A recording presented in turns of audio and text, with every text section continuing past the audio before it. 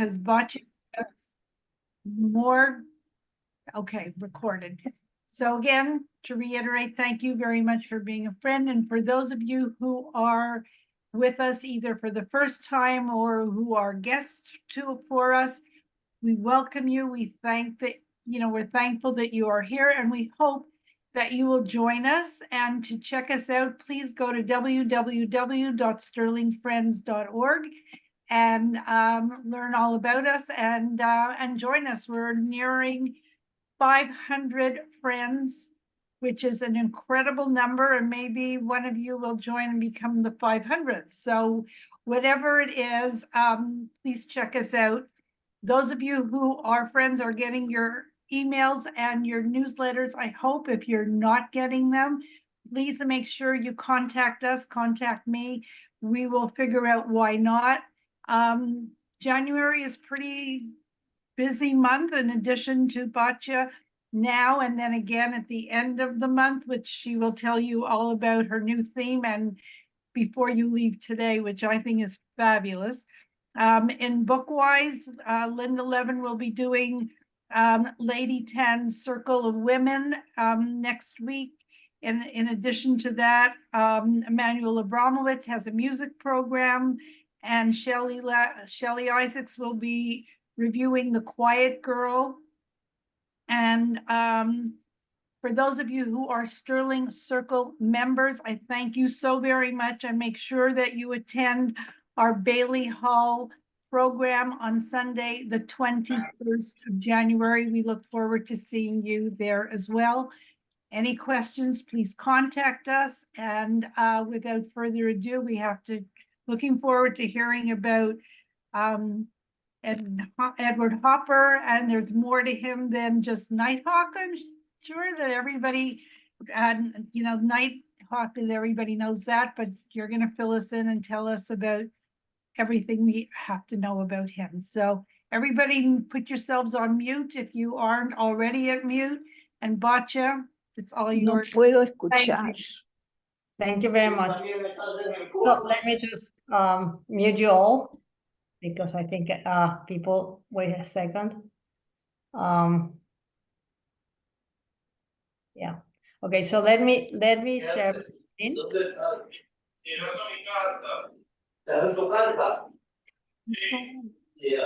Oh, got it. Yes, so we can start the class about Edward Hopper, because Edward Hopper, and many people know Edward Hopper, probably not his name, probably just his views of New York, but he's much more than that. His interior spaces are really amazing. He is one of the representatives of the American life at the turn of the century, as we're going to see. So he is a realist painter, but not quite, even though he has been known to paint things that we can see. He usually mixes his illusions, his ideas with reality.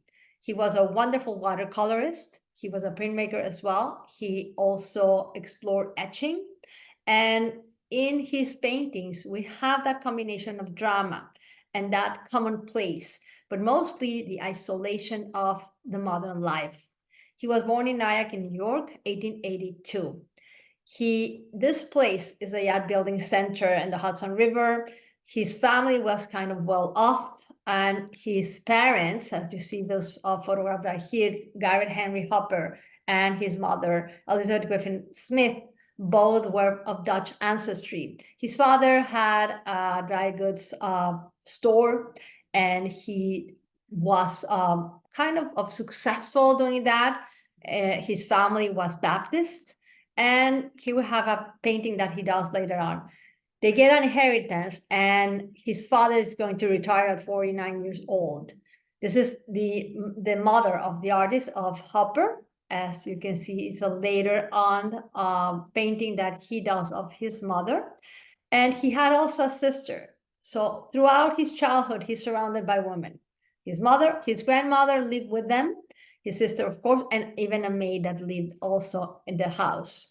His house today is registered as a historic place, and it is an art center for the study, of course, of Edward Hopper's paintings. And he started very early on making drawings. As a 5-year-old started drawing. So even though he was not, I would say, encouraged so much as a young age, but later on, because of his father's intellectual interest and his mother also artistic heritage, they're going to buy him supplies. They give him instructional magazines, and at 10 years old, he's signing his own work. Can you imagine that? This is one of the earliest paintings that we have of him, or a drawing actually. He's already interested in volume, in light, in shadows, as you're going to see how he develops this in his paintings. He starts later on to work with oil and also, of course, watercolor. He's going to master that technique. So we have him painting from art magazines. And this is probably his first signed oil painting that you see here in black and white. And he copies from art magazines that his parents would get to him. So at the beginning, this is a learning process, how to copy something that is already being processed. As you can find in these examples from magazines, he was kind of a skillful artist already, following the composition, the colors, the light, and of course, the technique who is going to master later on. So he's going to be interested in seascapes and landscapes, in ships, of course, and all of a sudden we see him developing his art. He was a young boy dreaming of being a naval architect because, of course, his proximity to the yacht building place that was his hometown, but also because he would see them around the Hudson River, probably in his near his house. He is going to grow very tall. He is a very quiet teenager. All through his life, he's kind of a taciturn character, as we're going to see, because his wife, Josephine, or Joe, as he called her, is going to describe him as this man that doesn't talk very much. But in 1899, he graduated from high school, the Nyack High School, and all of a sudden, of course, he declares that he wants to be an artist, a professional artist. But his parents are going to encourage him to go into commercial art, to do really graphic design. And he starts taking an art course by mail, but then he goes to study to New York, to the New York School of Art and Design. Today is the Parsons School. And for 6 years, he's going to study art. And his teacher is William Mary Chase. He's one of those artists who brings from Europe the tradition 20 years after the Impressionists started, of this kind of technique, but also the love of classical art and even Spanish art like Velázquez and many others. So William Mary Chase is one of his teachers. This is an example of one of his paintings, but also another teacher is Robert Henry. He is part of the Ashcan School of American Art. This is a painting by him, and he would encourage his pupils to use their art to make a stir in the world, to change things. And he would say it isn't the subject that counts, but what you feel about it. Forget about art and paint pictures of what interests you in life. And exactly this is what he's going to follow. While he is at school, Robert Henry, the teacher, is the one who heads the drawing class in the School of Art. And this is a photograph of that class. And he draws, of course, from live models. And he will have an example of his drawings and how he learns to paint the anatomy of men or women. And at the same time, it's a learning process. And it is a challenge, but also a shock for him. This is the first time that he encounters something like that, to paint from a live model instead of just painting from a magazine. As you're going to see later on, he loved to paint theaters. He loved to go to the movie theater, and probably this is one of the earliest oil paintings that it has that have survived until now. And this is a solitary figure in the theater. When he was interviewed, he would not discuss his art. He didn't like to discuss his art. He said, the whole answer is there on the canvas. I don't have to explain anything. Just look at it, feel whatever you see there. So he would never like to explain, although Jo, his wife, she is going to write a lot about what she feels around those paintings. So this is a self-portrait done in 1903. He's still developing his own image as an artist and his philosophy of life. Of course, he reads a lot. He is an avid reader. He reads the writings of Ralph Waldo Emerson. He later said, "I admire him greatly. I read him over and over again." But he is, of course, still working in an advertising agency. He needs the money, of course, and he is going to work in that field until mid-1920s. Of course, he's not selling any of his paintings, even though his parents help him out. He is going to travel to Europe 3 times. And they're going to criticize him because of that, because he seems to be unaffected by the new currents and movements of art in Europe. This is a painting done more or less in one of the trips. And as you can see, he is focused on architectural details, like a staircase, for example. And he's later going to say that he didn't remember having heard of Picasso at all. 1906, Picasso is already well known in Paris. 1907 is when he paints Les Demoiselles d'Avignon, but he was not aware of those surroundings. Actually, he was looking into classical art, the Baroque period. When he travels, he sees the Night Watch by Rembrandt, and he says about this painting that is the most wonderful thing of his that I ever seen. It's past belief in its reality. It is amazing, an amazing painting. And look at the muted tones that he gets from Rembrandt's painting. We have the same colors in his painting of the staircase. Also, we have him traveling to Italy, and this is a painting, of course, a drawing actually, of Moses, the famous sculpture done by Michelangelo. You're seeing an artist who's developing his style, but we see that he has talent, how to copy, how to paint things that he's looking at. But all of a sudden, we see him come out of this shell of just copying. And the second trip in 1909 to Paris, he is painting already what he looks around, what he sees around. Like the Impressionist already, of course, the Impressionist started exhibiting in 1874. We're talking about more than 30 years afterwards. And this is a painting on the left by Edouard Manet, that he joins this idea of painting en plein air, painting outside, painting the cafes, painting the life that happens around. Also, the landscapes or the bridge that he's looking at, like Monet, what you see in the left is Monet. On your right hand side, you see a hopper. But when he of course comes back to New York, he's going to exhibit in group shows. 1910, more or less, he starts, and one of them is a very important exhibition of the independent artists, but still he struggles for recognition. There are, I'm looking at the chat that somebody I think cannot hear me. Sorry. He's going to travel to Gloucester, Massachusetts in 1912. When we see those landscapes, these beautiful paintings where he's capturing the architecture, the atmosphere, the sky, the blue river or ocean, it depends where he is, we start to see him as this artist who has this love of his land. But little by little, we see him come to life. And at this point, 1912, his painting is languishing. And he is going to write that it's hard for me to decide what I want to paint. I go for months without finding it. Sometimes it comes slowly. So he was very, very slow working. But as you are going to see, landscapes is one of the things that he loves to do.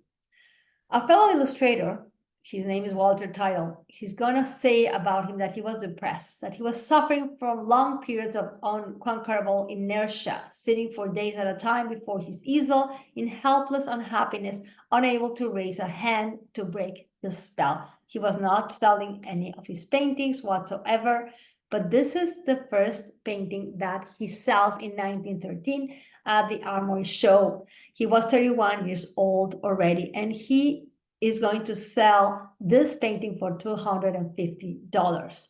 It is a very simple painting of a sailboat, but we have him at the beginning struggling still to find his style.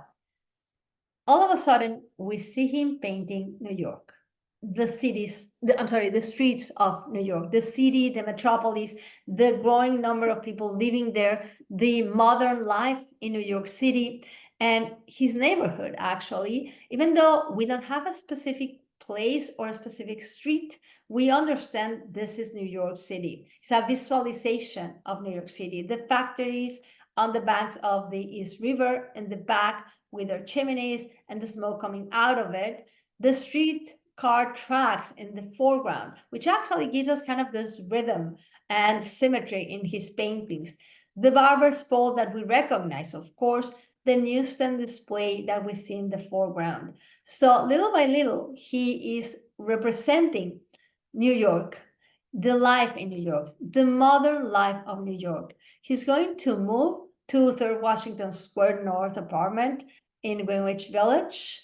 And in 1914, he is going to work to have posters for a movie company, but he did not like the illustration work at all. He wanted just to be a professional artist, a professional painter.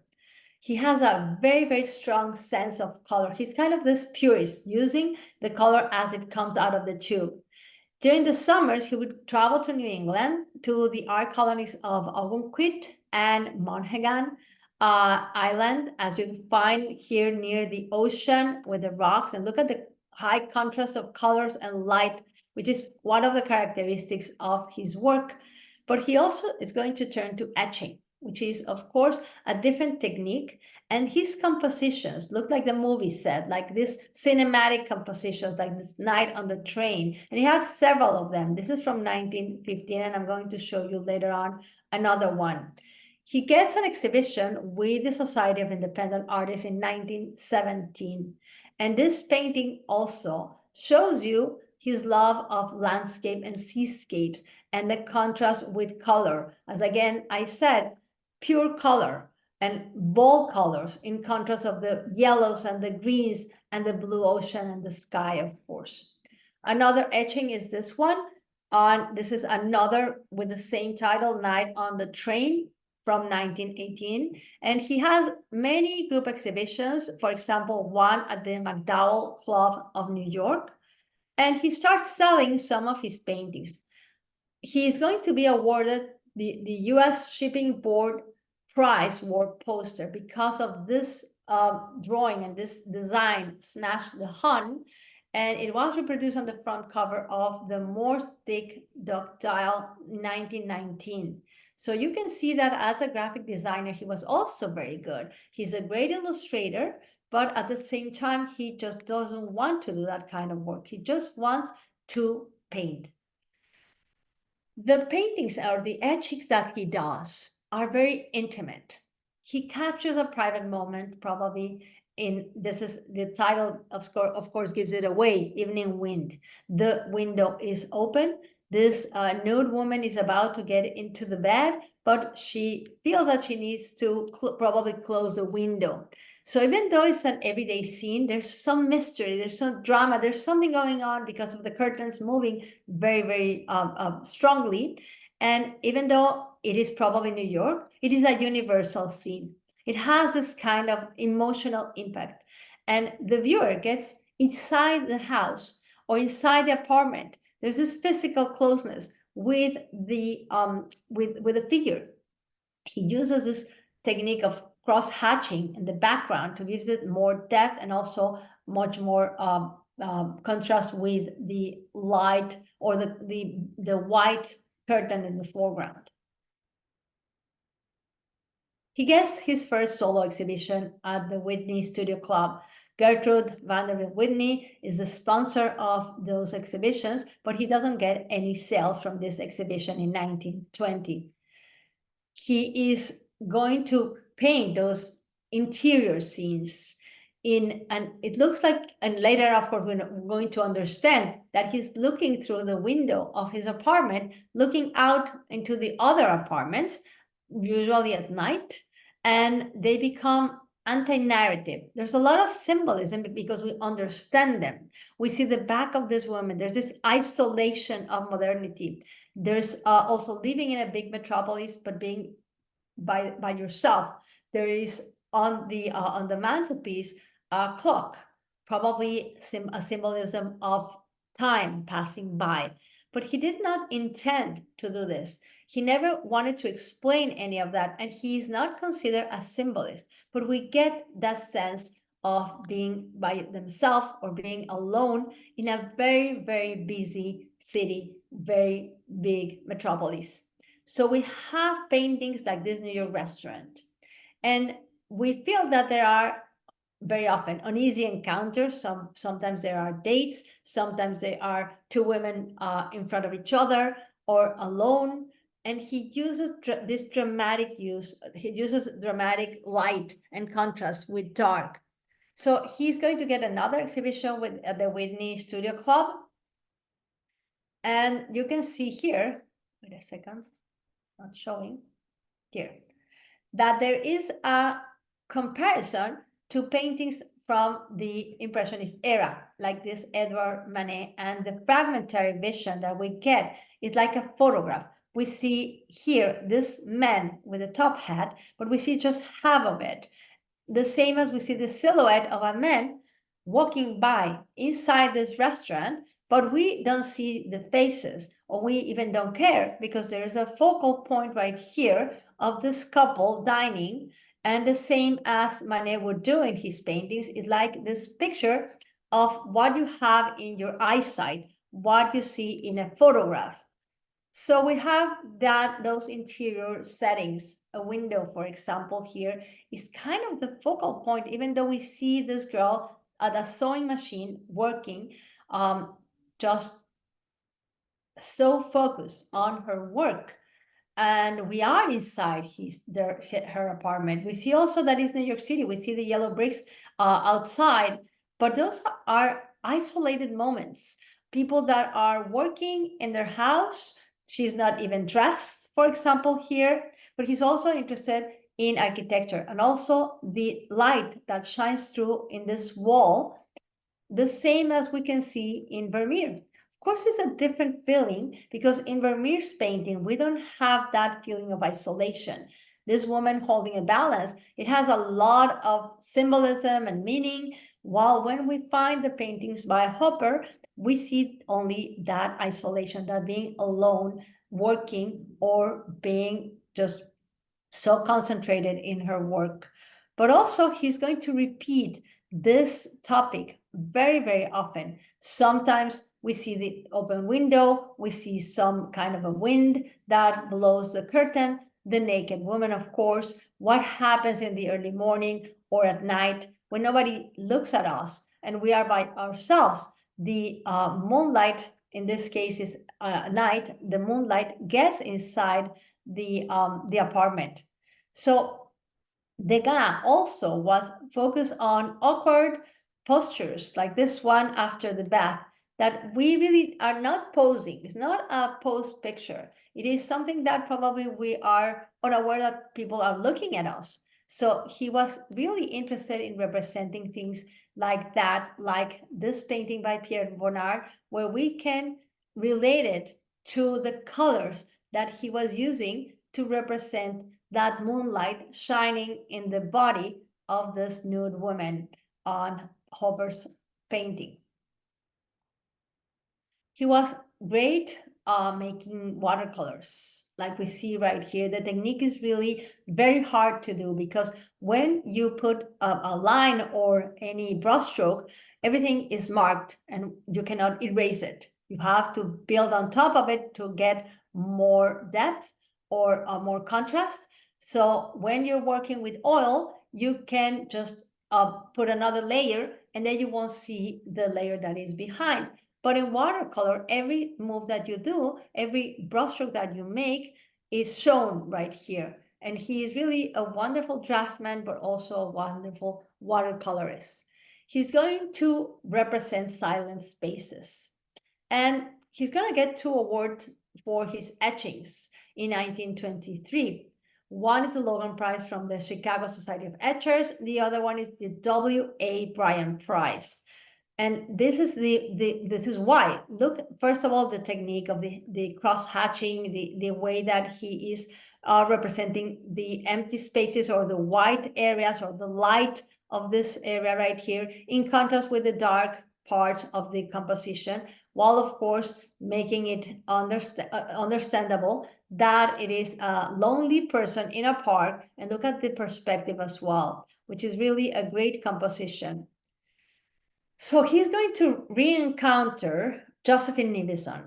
She was an artist. She was a former student of Robert Henry when he was also studying there.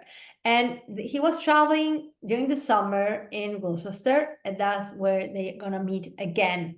They're actually opposites. She was very open, very sociable, liberal. He was very shy, secretive, very introspective and conservative. But they're gonna fall in love and they're gonna get married.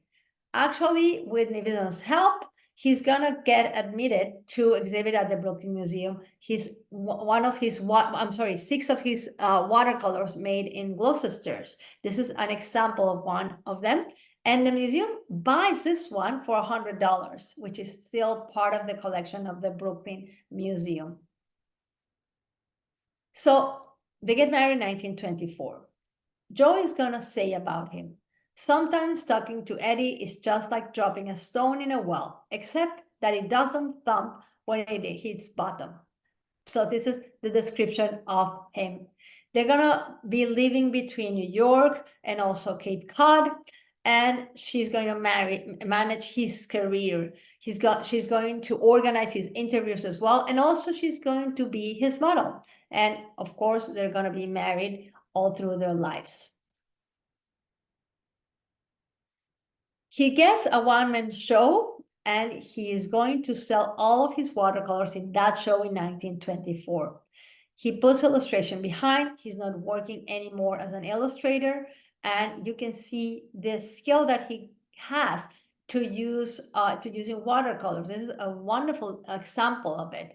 Already we have Hopper representing houses, architecture, telephone poles or electrical poles in front of it. And it gives us this kind of feeling that we are looking at a snapshot, at a photograph.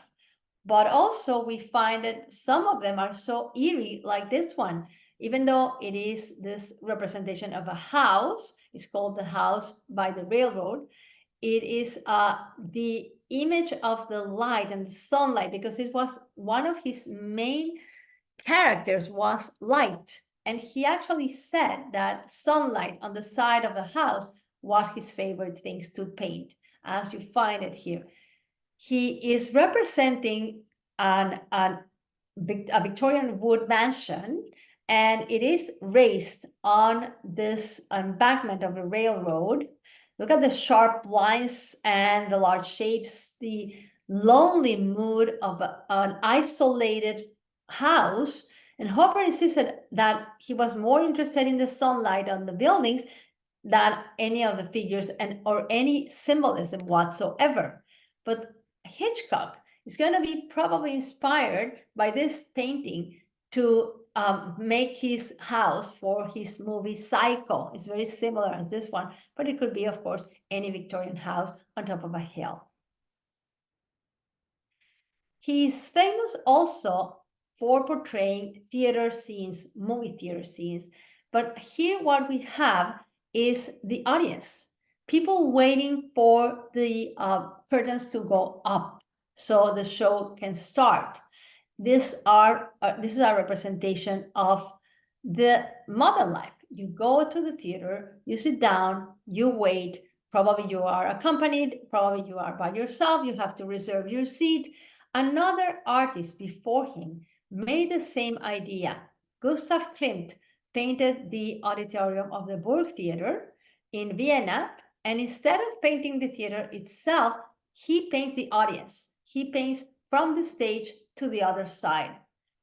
But of course, this painting, when it was sold, it was really a wonderful moment for him, because it was sold for $1,500 at the time. Was a lot of money, and he could purchase a car. He is going to travel more with Joe, and he is already 41 years old. He is getting more and more recognition, and finally he gets steady sales and stability. He paints modern life, this isolation, solitude, what is to live in a big city like New York, and what is changing as well. Probably he's painting himself, his own personality. He was very, very shy, taciturn, and he was, of course, an avid reader, as I mentioned before. But what we're looking at here is this girl. She is drinking a coffee, but she is in an automat, a place where you get you have to wait because they are washing the automatic washing, and you have the reflection on the glass of the lights inside, while you see this girl by herself, and it is night.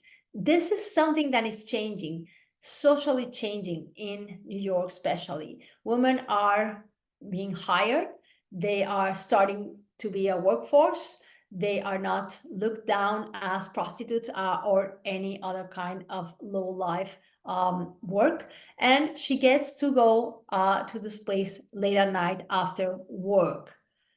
Or this other painting of New York, a drugstore. He is representing a specific place, probably, and he mixes sometimes some other things from other places. In this case is Greenwich Village. It is shown a 19th century style example of a building with a cast iron column. That's why it's called a 19th century style. And also we see that he is putting the glass vessels, which is a sign, and it was used as a sign for the chemist trade. Of course, is a drugstore. And it is open to the public 24 hours. The light is on, of course. This painting probably was inspired from this corner. And I love when people find this kind of places where he was painting from. So it's not exactly the same and doesn't look the same, but still we have the cast iron column here on the corner. During the summer, he's going to travel to Maine, to Cape Elizabeth in 1927. He starts painting those very calm, tranquil landscapes. Lighthouses also is going to be of his interest. And on his ledger, which he, first of all, he draws on this ledger, but he also describes what he's looking at, the location, and he is writing, for example, white sand and vivid blue water, very clean and swift look. So that ledger, by the way, is at the Whitney Museum of American Art, and you can see all of his notes. And he's painting from awkward angles like this from Williams Bridge. It is the bridge actually was completed in 1903. He's painting in 1928. Those austere facades, the steel suspension, of course, of the bridge, which is actually framing the painting. We don't see the bridge, but we see that he's painting from the bridge.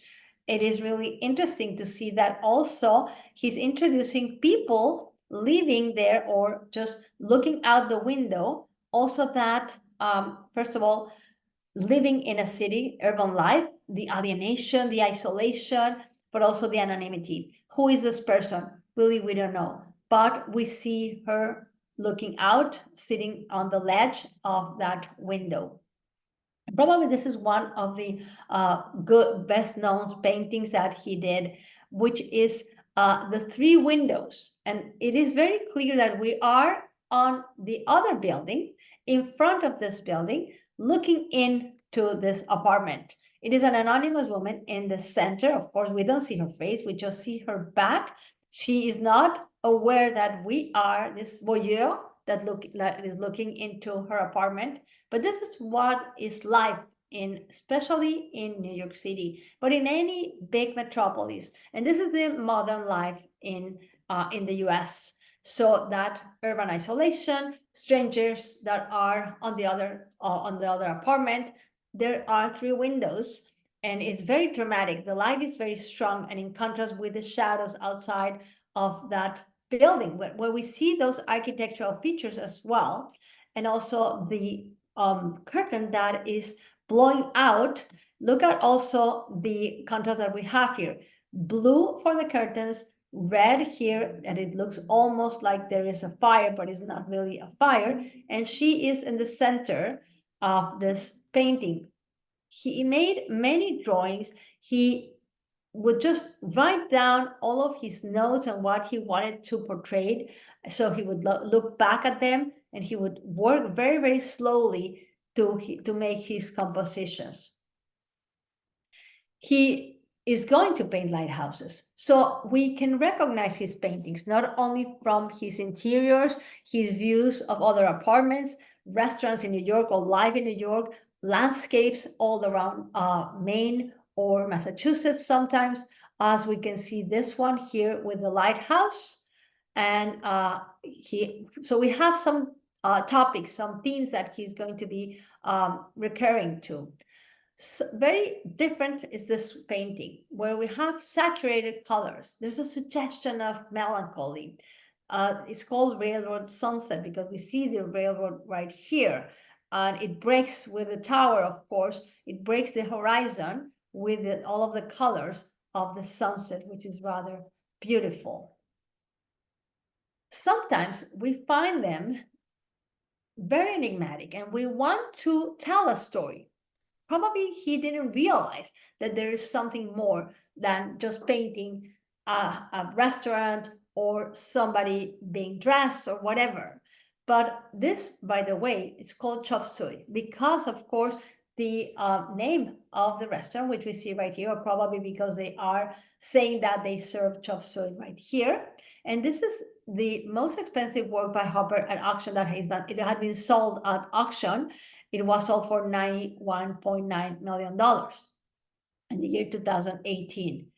What we see right here, first of all, as I mentioned, is the sign outside. So he incorporates the outside in and the inside out, which is rather interesting. The faces, they look like they have a mask. There is kind of this generic view of a woman or a male. Also, the details that are really beautiful, like the teapot, the lamp, the coat that is hanging on the wall. But all of them also add to the sensory element that we find in this painting. You can feel the noise of the outside light, this buzzing noise of the light, or the voices of the people inside the restaurant, or even the taste of the tea or the smell of the cigarette smoke that you find in those restaurants that are very crowded usually. The light that comes through the window, but also this masked window that usually it's painted outside or it has something to cover the light from the outside to prevent it coming in as strongly. So it's not really realistic, although he has been called as a realistic painter, but he described his art as a transcription of his most intimate impressions of nature. So he uses memory. He's not painting while he is in this restaurant. He draws, he makes a sketch, and then he uses memory, what he felt when he was in this place. For example, those 2 women, they use similar hats. So he's not focusing in just one figure. We have those effects of light, and there's no interaction. Even though these women are facing each other, they don't seem to interact or talk to each other. Or even those 2 right here. It looks like one is eating and the other one is looking at him, but they're not really talking to each other. They're reserved within themselves. So chop suey actually is a phrase that comes from the Cantonese, sab sui, meaning odds and ends. So also using that, it's kind of mysterious at the same time. But in the 1920s, we have that near life is changing. There's a working force and they are very, very busy. So they would just grab a bite to eat. And those kind of Chinese restaurants are going to become very, very common. And he would go very often to this place, the Far East Tea Garden, at Columbus Circle, and probably he was inspired in this place. And you can see here also the windows right here that are also masked, and the chairs and the tables are more or less similar, of course. But this is the probably the inspiration where he was looking at this kind of composition. So he did never had any formal students, but look at this composition done by Rothko. Rothko in the 1930s, he made a series of figurative paintings with compositions that are also based on the life or the modern life in New York City at the time. So Chop Suey gives us this sense of an unfolding narrative that we want to invent, because he's just painting what he is looking at. There's not any specific action. It is just a modern way of life. So, as I mentioned, the workforce is changing. Women are joining the workforce.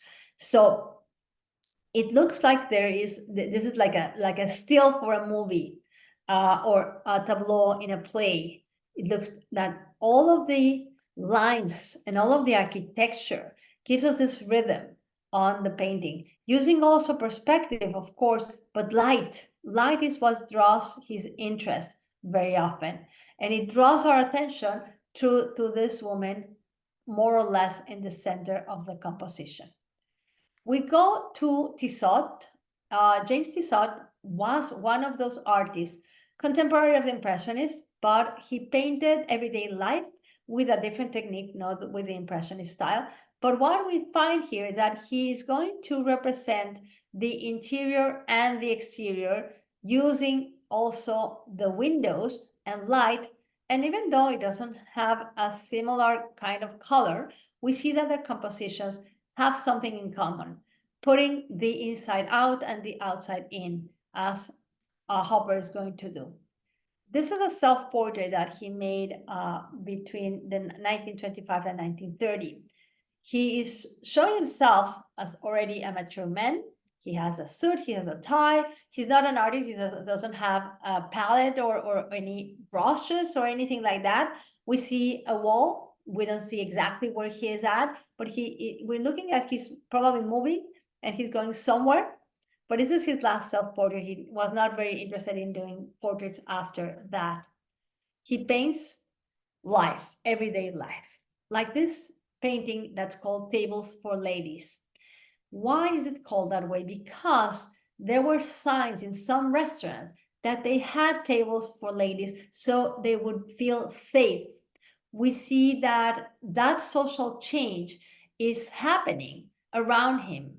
And there are many, many jobs that are available to female at the beginning of the 20th century, 1920s, 1930s, and there are more different roles for women and also for men.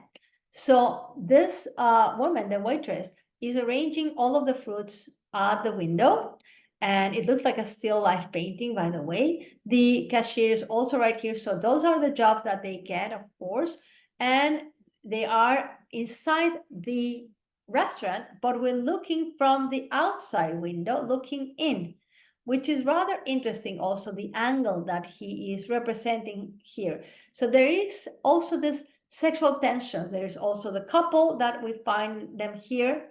And as I mentioned, those are the establishments that advertise. They are tables for ladies, so they feel safe.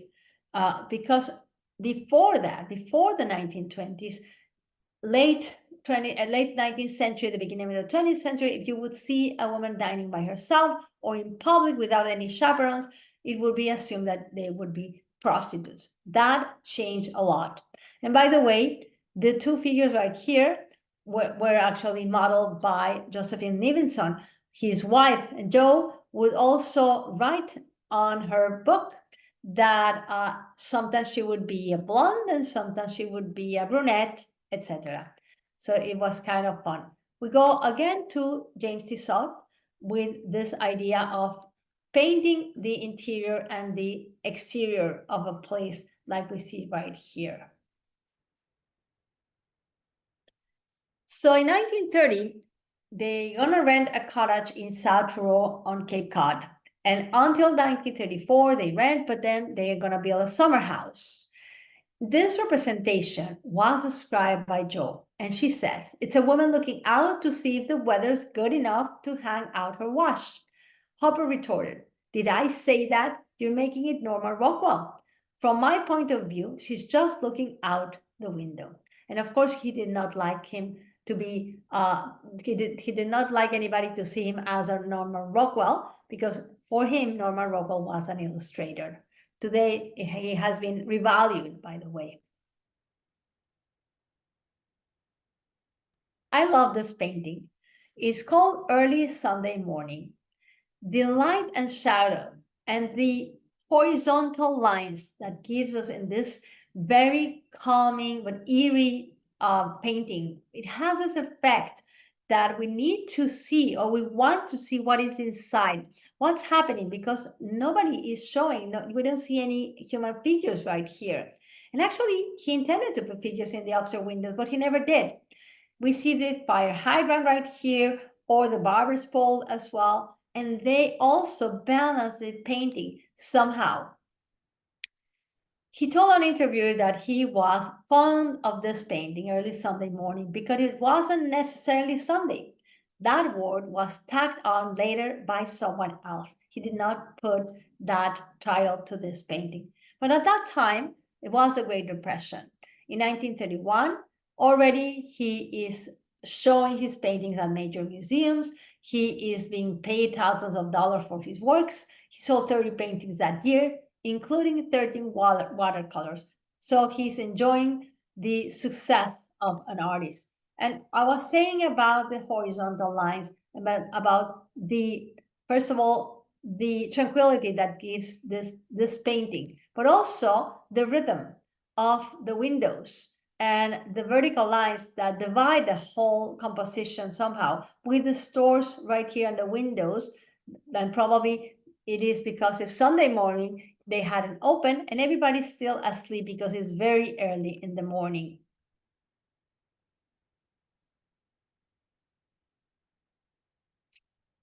Many of his paintings are sexually charged, like this one. He divides the room with vertical bands of color. The shadows also are very sharp because of the electric lights. There's an intense drama, but also, as I mentioned, it's sexually charged because look what's happening here. It's a hotel room. She is by herself. She took off her shoes, her hat. It's probably night. She's reading something, a letter probably. We don't know what happened or what is about to happen. She is half dressed and her suitcases are on the floor. But of course, we can say or we can imagine the story behind it. But Hopper did not want to imagine it himself. He just wanted to paint the reality of what he was looking at or he imagined. In 1932, he participated in the first Whitney Biennial, and he's going to continue exhibiting at the museum the rest of his life. Very often we see those acid colors like this green, very intense, and the organization of the interior of an apartment, the shapes, the piano right here, while they are not interacting, they're not communicating between each other. The comparison between the red and the green, warm and cold color, for example, or the loosely painted column on the left-hand side with the window. So again, we see an interior space, but also we see that the composition is very, very well organized. The paintings in the back, of course, we cannot see what kind of painting, because that is not the important aspect of it. Even the features of the faces are not important as well. It is the ambience, the atmosphere of this place, the alienated isolation, the melancholy, the loneliness probably, and we're looking at it as through a telescope, through a window. We are on the other side, on another building probably, and the viewer becomes the voyeur.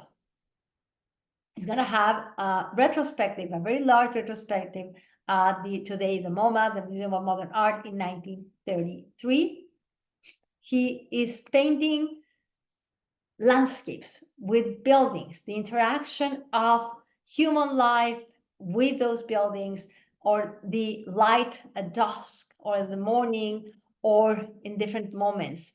Usually we have modernity in his paintings, bridges not only life itself and humans inside their apartments, but also the advancements of technology, like bridges, like the what he's looking, and the construction of buildings, etc. Joe is also an artist, and she's going to pose for him many times. And here is a painting that he made of her as she was painting.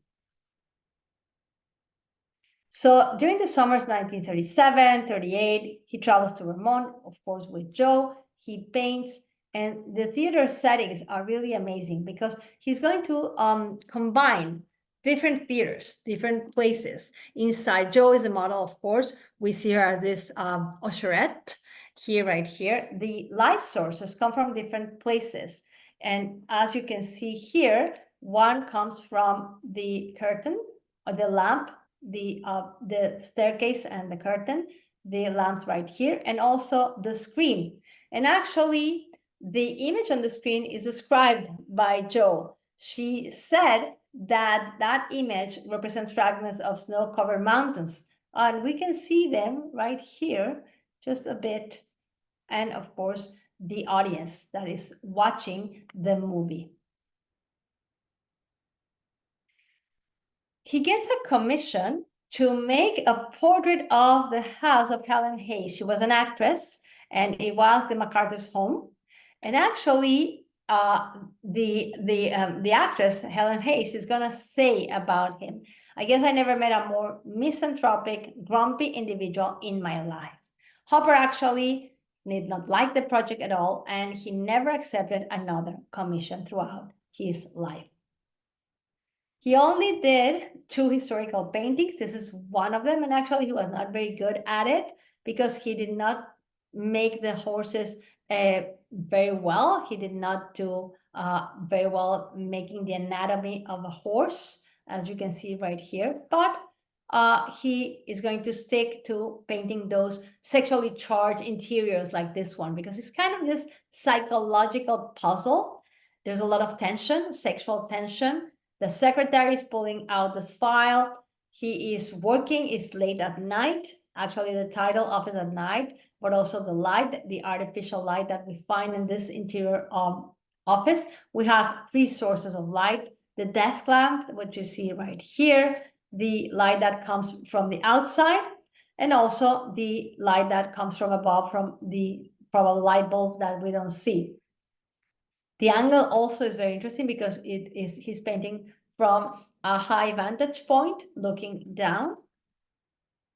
And some of his paintings, when he traveled to New England, are of places that are isolated. The solitary figure in this gas station, and makes us compare it to another artist, actually Ed Ruscha. I don't know if you know Ed Ruscha. The Amarillo Station is one of those famous works by Ed Ruscha. So I want to make you feel what he is representing. Theater, in this case, vaudeville or striptease, like here. Also, this is Joe, by the way, that posed for him. The musicians are right here in the pit, and you can compare it to paintings from the Impressionists, like Degas, where you have also the viewer behind the musicians, and you see the stage and the ballerinas right here. Although in Hopper's painting, we have the musicians, of course, but the angle is from high above looking into the stage. And we get to probably his masterpiece, the Nighthawks. This painting at the Art Institute of Chicago is the best known painting of Edward Hopper. First of all, the perspective. And we're looking at a corner where everything is actually empty, but we do see that these people right here are having something to eat or to drink in this diner. And the light is very interesting, but let me show you the sketches that he made, because everything was very, very well planned. Look at the sketches that he made.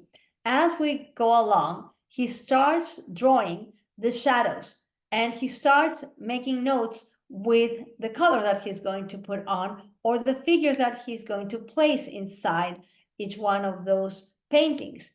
As you can see, he also sketches, and he, in this case, is himself, that he posed for himself in a mirror, in the back as well. So he is painting himself. He's not hiring any models for this. It is himself painted from different angles. And he is deciding how to place each one of those figures. As you can see in the sketches, it's really very interesting to see the process as he is making sure that the whole composition is balanced. He was inspired by a restaurant in Greenwich Village, and Joe is the one who gave it the title, Nighthawks, because probably she is referring to the predators in the night, the loneliness as well. But also, this is the time of war, and there's a lot of anxiety, and he is representing this idea probably of being by yourself. It is an all-night diner, and there's minimal interaction between the figures right there. Empty stores in the back, and probably there's an inspiration of the short story by Hemingway, The Killers. But there's another another story, a little more philosophical, called A Clean, Well-Lighted Place. So probably there's an inspiration. Remember, he read a lot, but also we find his interest in movies, and it is kind of this cinematic viewpoint from the sidewalk. How would you approach if you were filming it? And how is the viewer as we were walking towards the restaurant? And there's much more, of course, in this painting to say about this painting. The contrast of yellow with green, and the red dress of this woman right here, the only woman at the diner, the server also, the back of this man, and any of them are really not communicating to each other, only probably to the server what they want to be served. So Hopper, as you see, had different interests, but we can always recognize his style and the way that he portrayed modern society, the simple lines of his paintings, the light, of course, the architecture, his interest in representing this isolation, and especially modern life, landscape, seascapes, and his world and his surroundings. He died in 1967, so he had a long life. He actually was 85 years old when he died, very, very successful throughout his lifetime. And today we can recognize his work, and we see it in many different museums. They have a great collection at the Whitney Museum of American Art, but also in other museums around the world. Well, thank you very much, everyone. I'm going to stop the share in case you have any questions, please, or any comments. Please just unmute yourself. Great presentation. I never heard of this artist before, but his work is amazing. It is.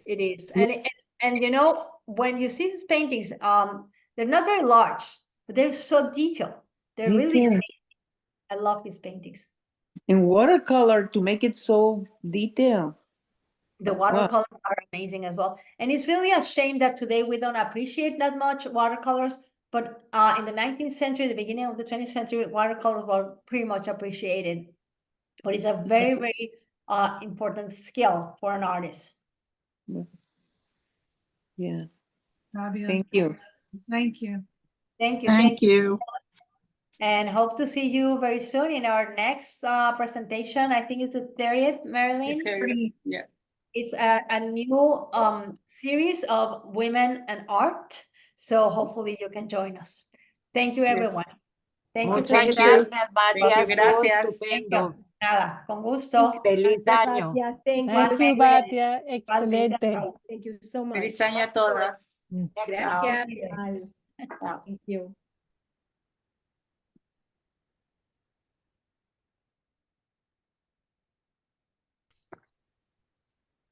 Okay, guys, I'm gonna sign off, so thank you for coming and good night. Thank you.